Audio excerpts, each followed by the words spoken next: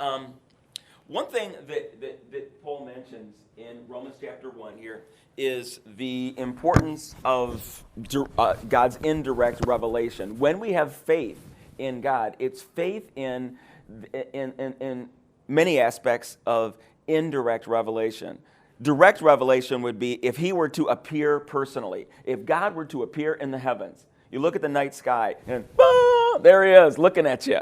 You know, big old giant thing, bigger than the sun, looking down and saying, hey, I'm looking out, I'm seeing you, I'm watching you, so don't mess up. Or hey, I love you, what do you want? Anything you ask, I'll do, that would be direct revelation. That would be direct revelation. He's chosen not to do that. The closest we got was Moses on the mountain and the appearance of Jesus. That's the closest to direct revelation he's given us, which is a lot, actually. That's more than any other God ever gave us, okay?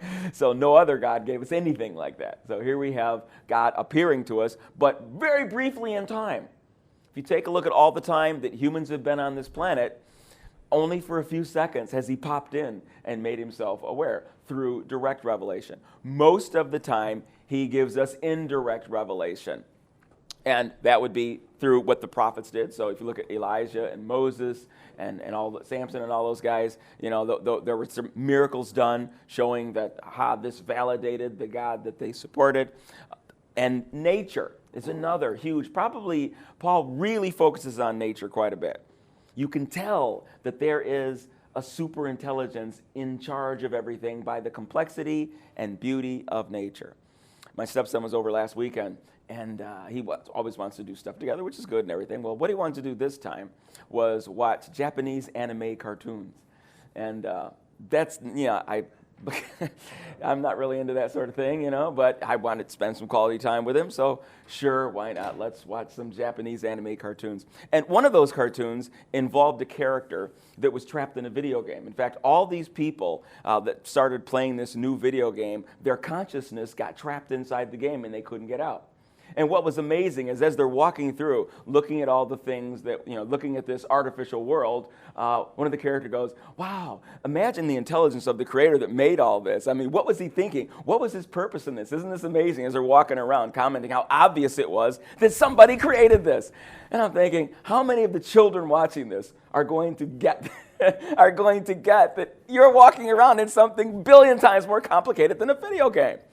Reality is unimaginably complex and amazingly symmetrical, awesomely beautiful. How in the world could that have evolved from a gob of mud over time by itself? By itself. Think about the utter nonsense of that. And so Paul alludes to that, saying that nobody has an excuse to ignore God because there is just open your eyes and there is awareness right there. It takes effort to ignore it. Now, another aspect of God's indirect revelation is near-death experiences, the spiritual aspects of our world, right? Very often, people have spiritual experiences. It's not unusual when people start to die, when it's their time, the harbinger sign, it's still valid, only you don't hear about as much as you used to do. When people died at home, when they weren't on narcotics, very often they would see their dead relatives come to get them before they died. That was called the harbinger sign. All the medical textbooks before 1920 talked about that. That's when you got ready because grandma's getting ready to go. When grandpa and great-grandma show up, it's time to go. Yeah. Would you say that dreams can fall under that category? Yes, that's not unusual. Dreaming of deceased relatives is even more common. Okay, but that all happens, okay? Now, more interestingly also, people with near-death experiences, when people do have cardiopulmonary arrest or life-threatening situations like that, or sometimes even during surgery, and people go into that tunnel and go through that light and they see God, this happens with great frequency. The general public just isn't aware of how often. As a physician, I see this. I mean, not a month goes by that I don't get another story. Okay, I don't think not a month goes by. It's very common, and it's been happening, and that's why you can't, that mankind, if you exist in a family, we hear these stories. We hear these stories, and so this is again indirect evidence by all the witnesses to the fact that there is a God, that we are responsible to this God, that he is an awesome God, he is the creator God. The evidence is impressive. The evidence is impressive of God's existence, power, and authority. So, just going to read real quickly. This is verse 1, starting with 18. But God's angry displeasure erupts as acts of human mistrust and wrongdoing and lying accumulate, as people try to put a shroud over truth. But the basic reality of God is plain enough. Open your eyes and there it is. By taking a long and thoughtful look at what God has created, people have always been able to see what their eyes as such can't see. Eternal power, for instance, and the mystery of his divine being. So nobody has a good excuse. See? Right there, he just summed everything I just said. There it is. What happened was this. People knew God perfectly well, but when they didn't treat him like God, refusing to worship him, they trivialized themselves into silliness and confusion, so that there was neither sense nor direction left in their lives. They pretended to know it all, but were illiterate regarding life. They traded the glory of God, who holds the whole world in his hands, for cheap figurines you can buy at any roadside stand. So it was evident all along, it has been obvious that there is a huge, super intelligent creator God. On some aspect, we are all aware of him. We are all aware of this. Nobody has an excuse. However, it is possible. Humans have the ability, with our free will, we have the ability to rationalize. We have the ability to say, you know what, I don't care that the sky is blue. I want a purple one. And I want to believe that because it suits my desires. It's inconvenient to believe in a God that I am responsible to. I don't want to feel guilty. I don't want to be beholden to something I can't control. I want to be in charge. I want more control. And that God is not giving me the control I want. It's one thing to be aware of these, that has this awesome power, but what good is that to me? So what, he can do anything. What good is that to me? I want something that's more malleable. And so, figurines, idols. That's what an idol is. Something, a God I can control. I give you this, you give me that. Let's have a deal. Okay? For there is revealed God's wrath from heaven upon every lack of reverence and every unrighteousness of men who in unrighteousness are holding down the truth. Now what we're seeing here, this is the Weiss translation of that same verse. So you're looking at the same verse, but this is the expanded translation, okay? All right. Okay, wrath from heaven upon every lack of reverence and upon every unrighteousness of men who in unrighteousness are holding down the truth. The idea, I mentioned this before, it's like being in a swimming pool and having a beach ball and trying to submerge it, okay? Now, it takes effort to keep it down because it wants to pop right back up, and it takes effort to keep it under the water. That's the picture that we've got here. The truth is evident. Just relax and accept, and it will pop to the truth. It's self-evident.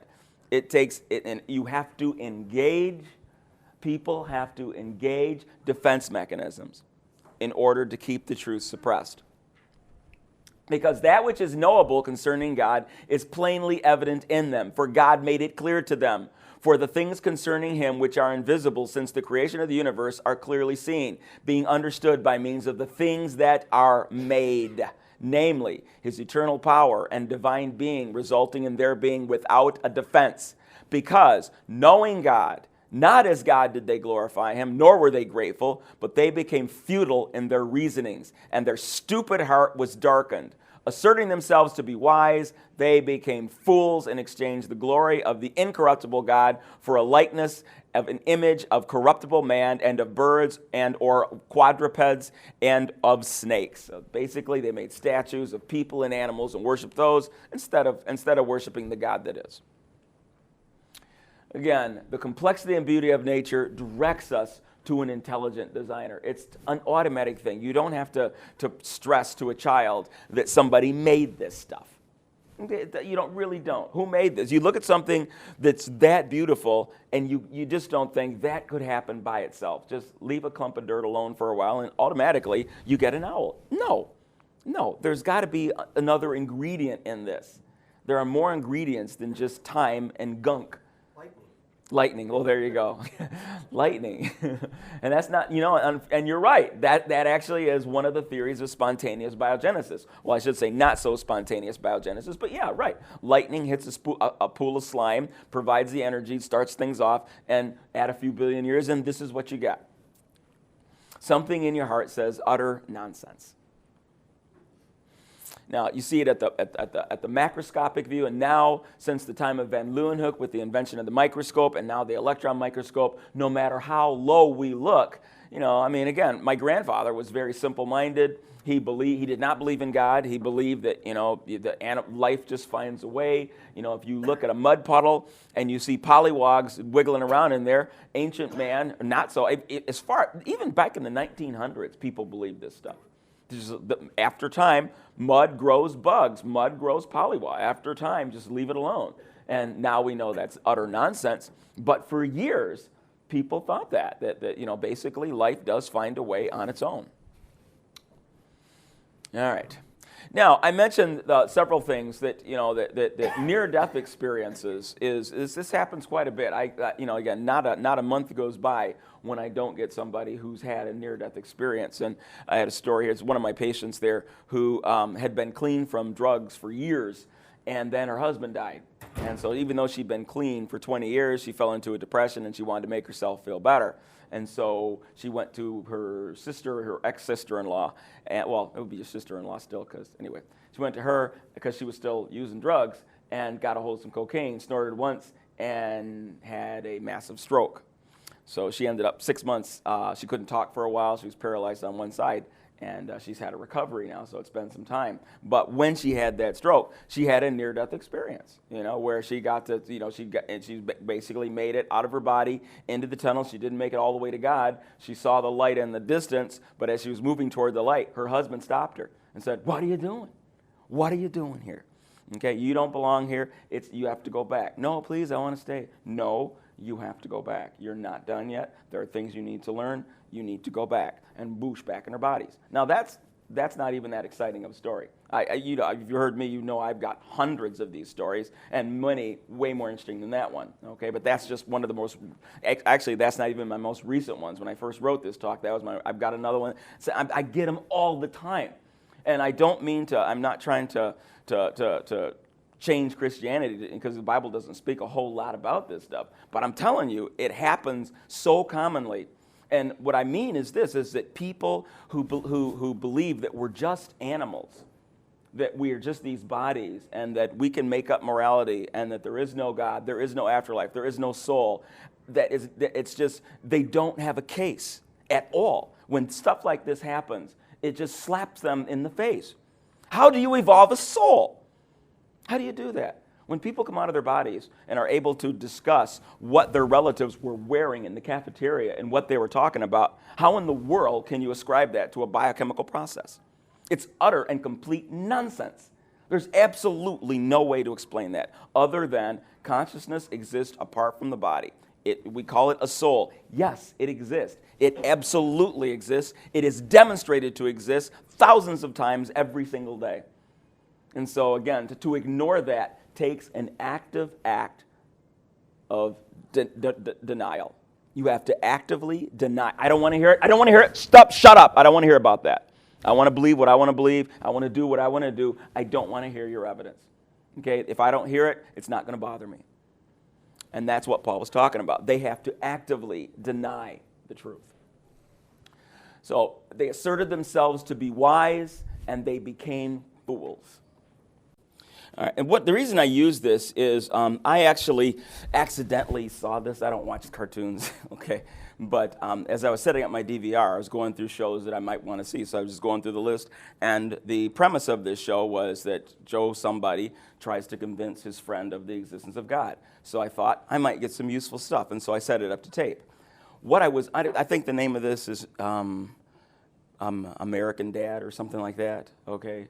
But this show cartoons. So it's so it's basically appealing to children and teenagers, right?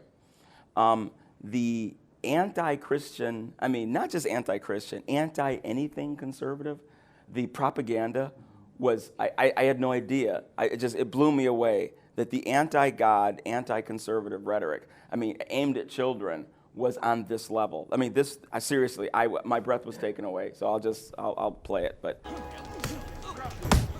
I think I'm gonna take some time off from the restaurant next month and patrol the Canadian border for old people trying to get good and expensive drugs. You in? Like a morally justified lethal injection? Stan, I am so glad I met you. Most people just think I'm intolerant, judgmental, but you get me. And you get me. I guess that's why God, in his infinite and glorious wisdom, brought us together. Or whatever. What do you mean? Well, I don't believe in God. Stan, you okay? Atheist! Stan, relax. Why is this such a big deal? What, that you're a godless heathen? But we agree about everything else. We're both gun-loving, red meat-eating Republicans with a passion for paddle boats that sometimes borders on the erotic. And we're both godless heathens. Oh, no, wait, that's just you! Look, I'm sorry, Stan, but I've just never seen any reason to believe God exists. Okay, well, I can help you with that. Give me 1 second.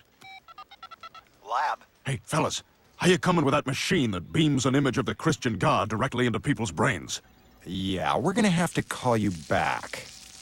Fine. I don't need science. That's exactly what I'm trying to disprove. I am about to show you irrefutable proof that God exists. Hey, whatever it takes to put this whole thing behind us.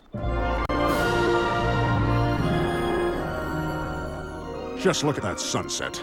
If that's nothing but science, then why is it so damned romantic? Stan, please let go of my hand. I will not.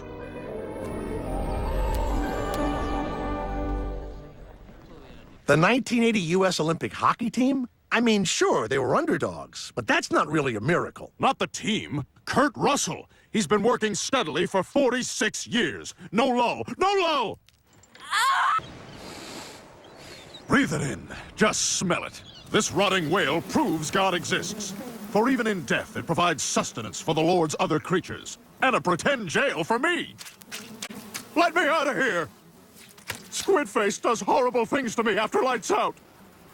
Unspeakable things. Enough, Stan. Why is this such a big deal? Because if I can't make you believe in God, then you won't go to heaven. And I want our friendship to last forever. Just picture it.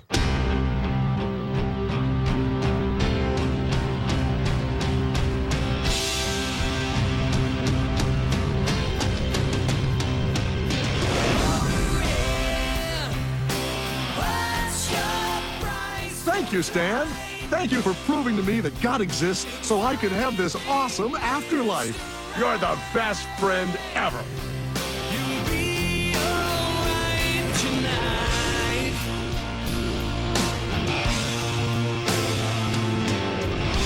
Yeah, you know you're growing up so fast. And mama's worrying that you won't last to say.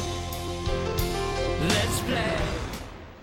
Wouldn't that be so awesome? But the only way it can happen is if you embrace God. Look, Stan, I like that you're closed-minded. It's one of the things we share. But if you can't accept me for who I am, then this friendship is over. Brett, no! You gotta believe! Wait! The Lord is my shepherd, but you're my ride home! So God said, in effect, if that's what you want, that's what you get. It wasn't long before they were living in a pig pen, smeared with filth, filthy inside and out. And all this because they traded the true God for a fake God and worshiped the God they made instead of the God who made them, the God we bless, the God who blesses us. Oh, yes. Now, when you read a translation like the New Living Translation, Good News, Phillips, sometimes they say things so simply you wonder, does it really say that? I mean, are they oversimplifying it? Are they? And it's important when you suspect that, when something says, this seems too obvious, this seems too American, it's always good to go back and check on it, all right? Now, what I will say is that I don't always agree with Peterson in the message. I don't, because sometimes he picks one possible translation and expounds it like crazy, but he ignores other possible views, because sometimes there are two ways to interpret a passage, okay? And you only get one. In this particular case, he did a fantastic job. Okay, if you take a look at what the Greek actually is, this is exactly, he communicates the thought very, very well. That's exactly what Paul was trying to communicate. He says, look, if you don't want me, you don't want me, you see the evidence, you see the beauty, you see the complexity, you know that there is a spirit, okay, you got that idea, and you don't want me. You'd rather bow down to a stick. You'd rather bow down to a statue. Okay, fine, guess what? See ya. It wasn't long before they were living in a pig pen, smeared with filth. Now let's take a look at the depth of. This is the Weiss translation. On which account God delivered them over in the passionate cravings of their hearts to the bestial profligacy, which had for its purpose the dishonoring of their bodies among themselves, who were of such a character that they exchanged the truth of God for a lie, and worshipped and rendered religious service to the creation rather than to the Creator, who is to be eulogized forever. Amen. All right? So he says, you know what? You don't want to hang with me. You don't want me as your God. You don't want to bow your head and worship me. You don't think I'm worthy? You look at all this. You don't think I'm worthy? You know how stupid that is? Okay, you don't think I'm worthy. I did everything you see. That's me. Everything you call beauty, everything you call good, that came from me. Everything. Your ability to think came from me. And you don't think I'm worthy. You'd rather bow down to a stick. Okay, fine. Go your way. And when you lose that center, you go off, and the first thing you go off to is that we got an animal side and we got a spirit side. We have an animal side and a spirit side. And when we choose to worship him, we engage our spirit side, and our characters grow as a result of our spirit getting the nutrition that it was designed for. The nutrition our spirits crave for is communication and fellowship with God. Our spirits crave it. And when we don't have it, we end up empty. You know, people I see who report their chronic emptiness from the age of 15 on up, okay? That's an everyday thing, by the way. Every single day. Every single day. All right? It's nutrition that our souls crave. But you know, if you're gonna starve your soul, if you say, you know what, forget that soul stuff, the alternative is feeding your animal. Feed the beast. And so you end up ultimately feeding the beast. If you take a look at ancient religions, go all the way back to Mesopotamia, go all the way back to the post-flood rulers of the ancient worlds, their religions were intimately very sensual. They involved feeding the beast. You know, how can I feed the cravings of my flesh? That's what man does. And it says, so he delivered them over in the passionate cravings of their hearts to bestial profligacy. Bestial, what do you think that means? Or bestial, I guess how you pronounce it. Animal-like. Exactly, bestial is animal-like. Profligacy, what's that? Profligacy is like wasteful, wanton, unthoughtful. You don't think about consequences. Just like whatever. Just indulge to the point where you totally stomp your spirit needs into the ground. You know, forget about the spiritual side. I just want to go after my animal. I want to appease my inner beast, and I'll do what it takes to appease my inner beast. Carnal. There you go. That would be the King James word for it. Okay, but you're absolutely right. So the idea is that truth is there on a platter before us. It's obvious. All we got to do is select it. It's in our hand. As children, it's in our hand. We're aware of it. And what it says is they exchanged the truth for a lie. You have to put the truth back on the shelf and say, I want this one. I don't want this. This is what I want. So they put it back. Profligacy, reckless extravagance or wastefulness in the use of resources. Under that wicked, foolish president, the government returned to fiscal profligacy. Okay. I don't know which president that's talking about, but anyway. So God said, in effect, if that's what you want, that's what you get. It wasn't long before they were living in a pig pen, smeared with filth, filthy inside and out. That is talking about that bestial profligacy. Okay? That's Peterson there. Yes, that's going back to Peterson. Yes, absolutely.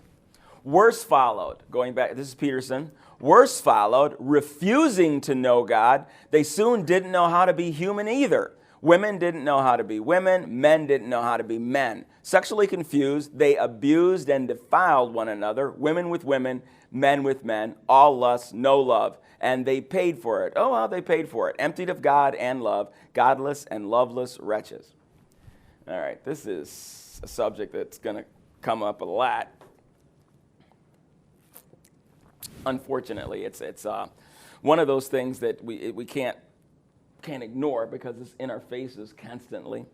I had a medical student with me this past week, and she was a Jewish medical student. She's a fourth year at Michigan State, and she's going into radiology. And I used to be a radiologist, so we were talking about stuff, And so she was basically shadowing me at the office, and we had a patient come in, and this woman was anxious because while she was taking care of her granddaughter, she was in the bedroom with her granddaughter, and her granddaughter pointed to the corner and said, "Aren't you going to wave? Say hi, say hi."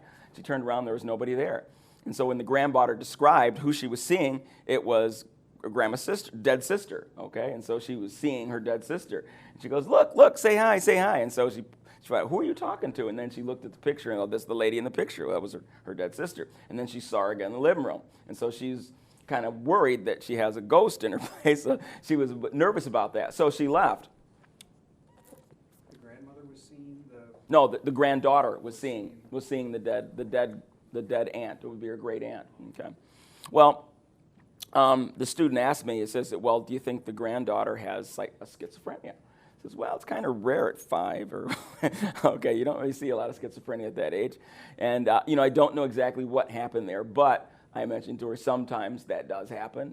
Sometimes shortly after death, they do sometimes appear. And then I describe some of the near-death experiences, and I describe the evidence that when people have these experiences, sometimes we can demonstrate that the experience is valid. And she'd never heard that before. We talked about people talking to God and seeing Christ.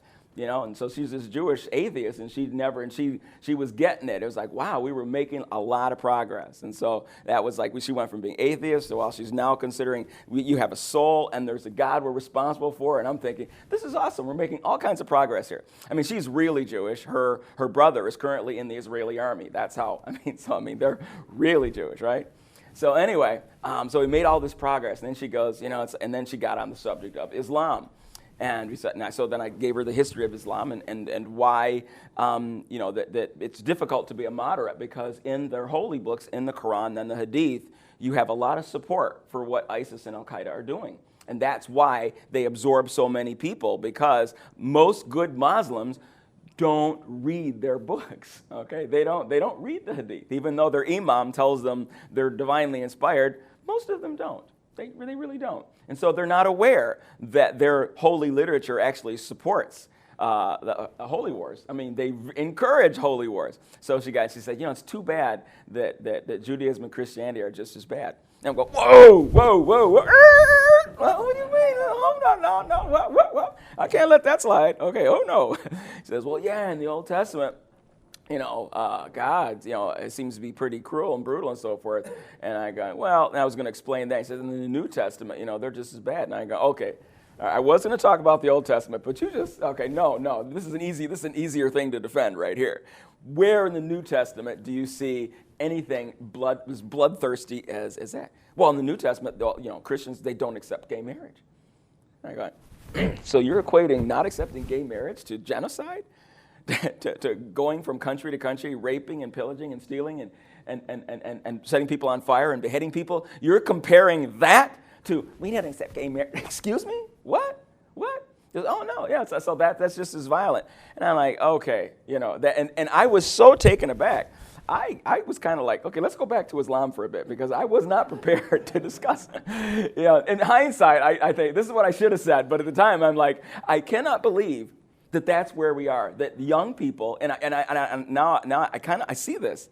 Young people have been so indoctrinated that it is evil to not accept gays. It is evil not to say they're just as good as everyone else. It is morally wrong. And so the enemy is using that to say that we're immoral.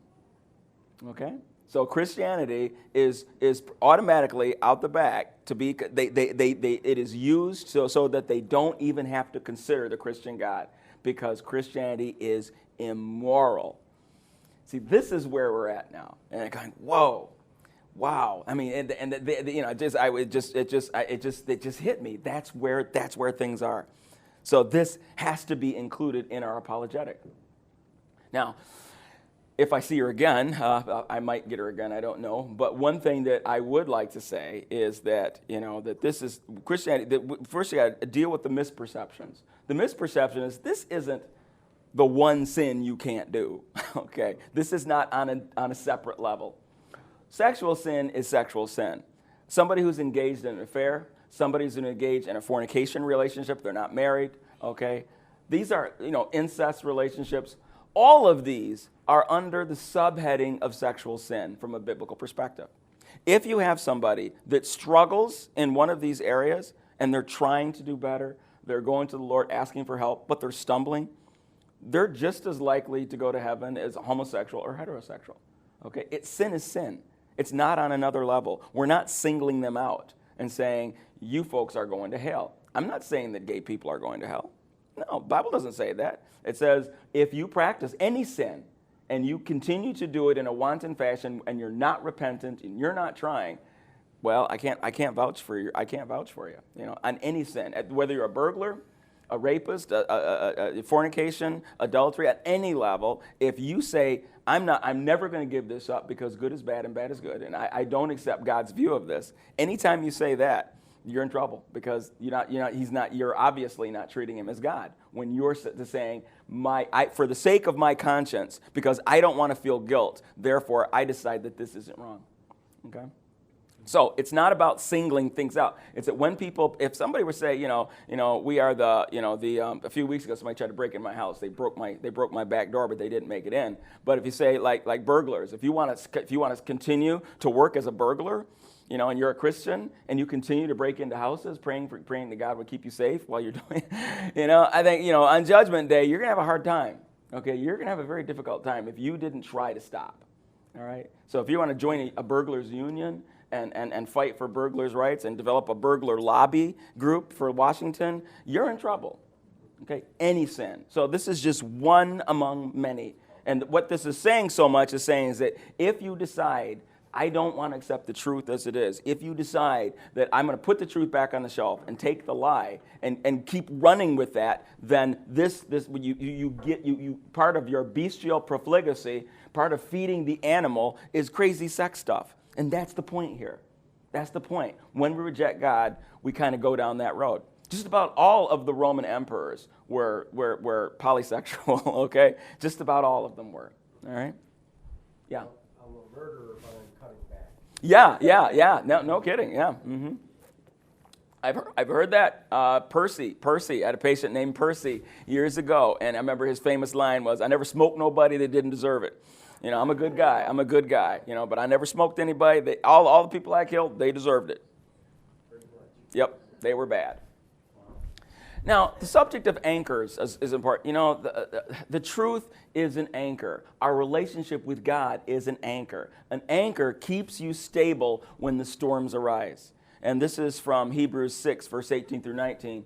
Therefore, we who have fled to him for refuge can have great confidence as we hold to the hope that lies before us. This hope is a strong and trustworthy anchor for our souls. When things are difficult, when the weather is tumultuous and we don't know where we're going to end up, and we wonder if we're going to be utterly destroyed, financially ruined, relationships destroyed, when we hang on to him, there is hope. Because even though we don't see a way out, God can make a way. God can make a way. And so he's an anchor of hope for us to keep us steady when things are really bad. In the same way, awareness of the truth that God exists and that we're responsible to him is an anchor as well. Okay? And that when we hang on to that, when we maintain our relationship to the God that is, worshiping him as God, it keeps us from going into craziness. When we cut that anchor and say, you know what, I can make up the rules as I go along. I don't have to accept the Bible. I don't have to accept divine judgment. I don't have to accept all that stuff. I can be what I want to be. I can believe what I want to believe. When that anchor is cut, we drift out into fantasy lies and illogical animal drives. Okay, that's how you wander out into overt craziness. Now I have an example of that in the next slide, if it plays.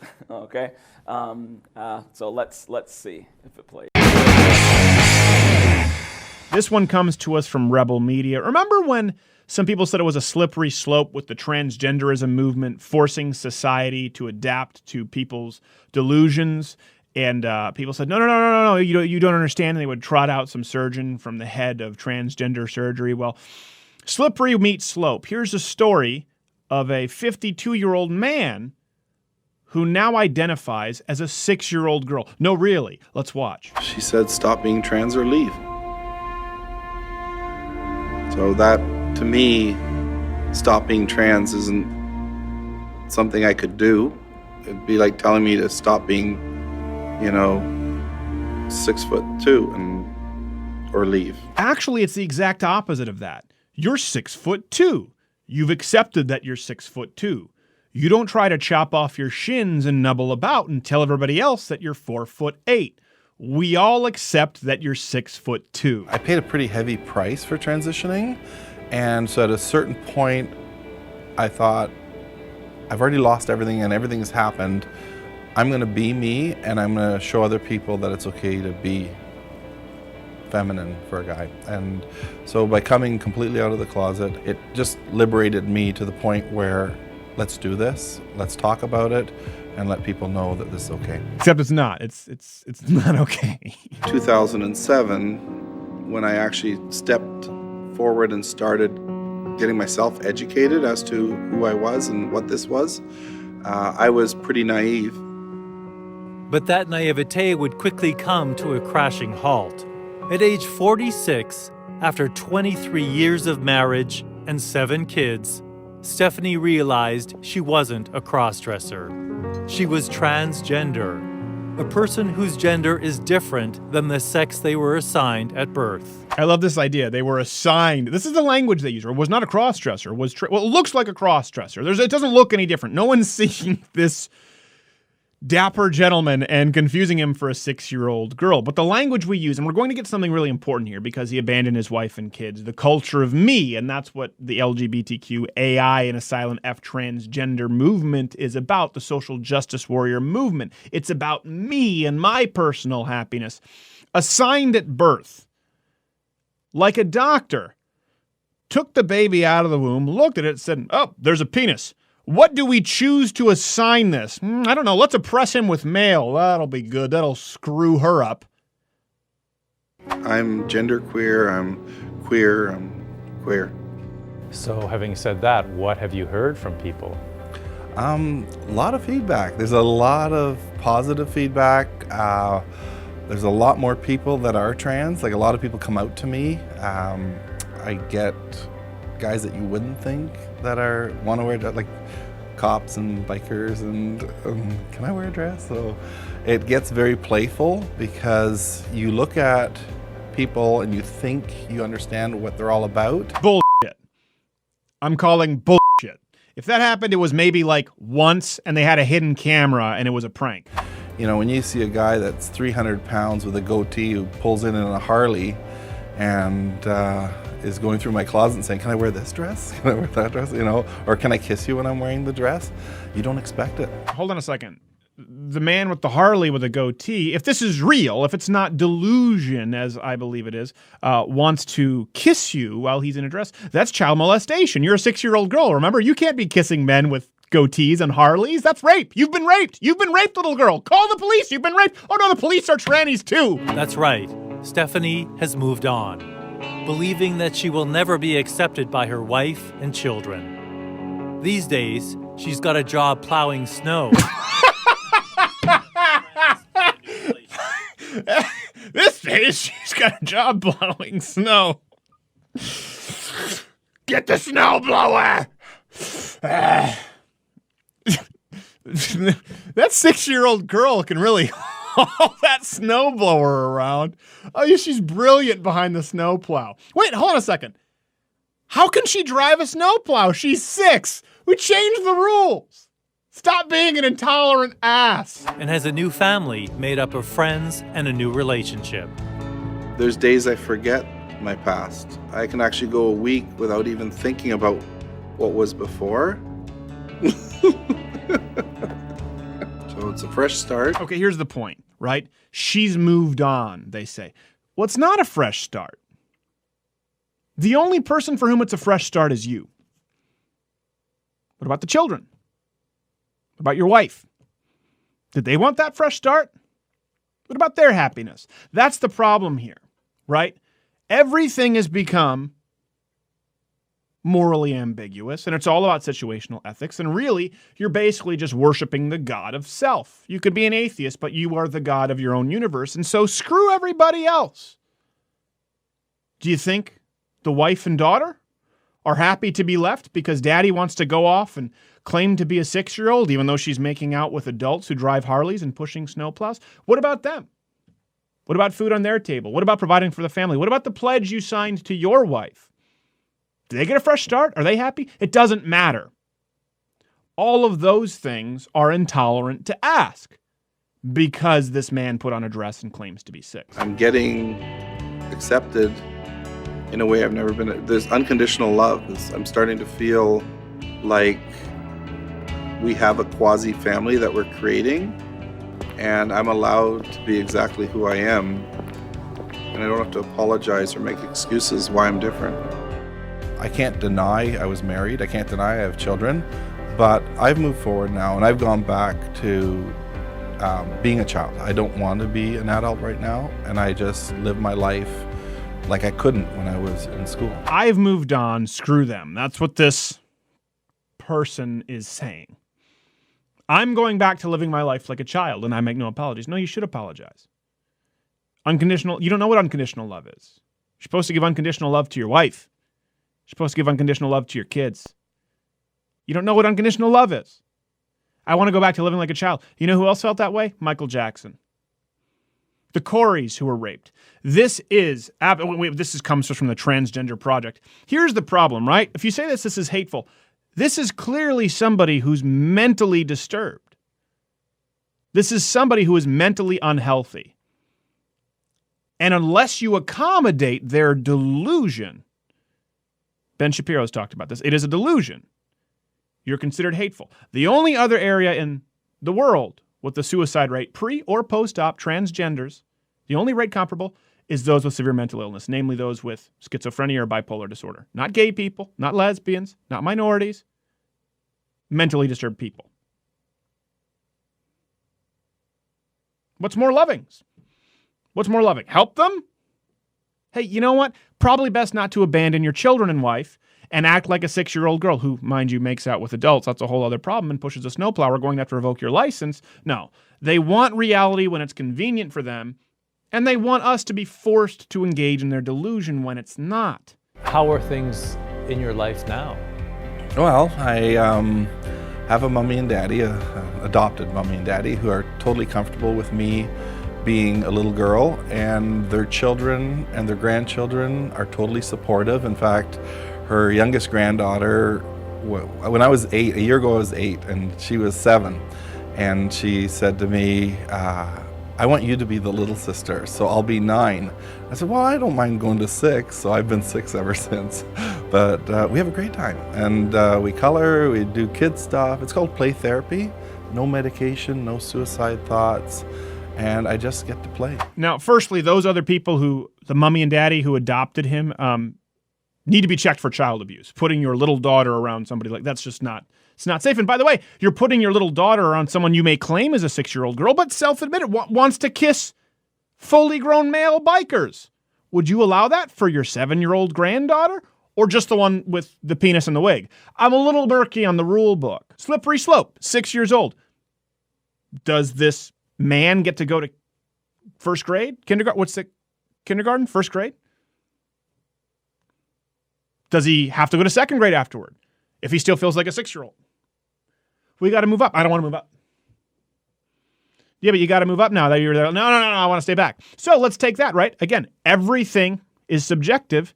It may sound absurd. This man wants to be a 6-year-old girl in first grade. It sounds absurd, but if I were to tell you 2 years ago that a man with a dong and bollocks would have been voted Woman of the Year, you would have said, well, that's absurd. And then if I might have told you only 6 months ago that this man is now living as a 6-year-old girl, you would have said that's absurd. So who knows what's going to no longer be considered absurd in 6 months from now, right? So let's not act as though it's somehow too extreme. This person has been adopted, is allowed to live and play among 6-year-old girls, and granted, still make out with bikers with goatees who are fully grown men and push a snowplow.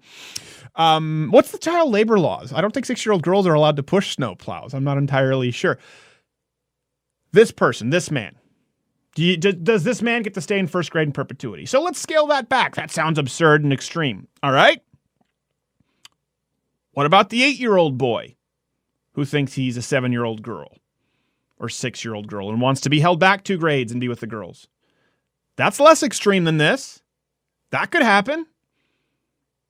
Do we no longer force them to move up in school grades because it's discriminatory? What about taking standardized tests? Do we no longer force them to take standardized tests? What about divorce laws? Do we absolve divorce laws because technically this isn't the same person who was married because they're now legally identified as a woman? The woman married a man and the kids were born to a father, but now this is a 6-year-old girl. So how does that affect divorce laws? Do you see how it's a little bit more than love versus hate? But here we are. This is not a Monty Python sketch. This is for real. Let me recap it and we'll let you go and see you at next week's podcast. 52-year-old man leaves his wife, leaves his daughter, becomes a 6-year-old girl who's been adopted by other people who allow him to hang around their small children, yet for some reason child labor laws don't apply to said 6-year-old girl because she pushes a snowplow and makes out with biker dudes. I can't even do it.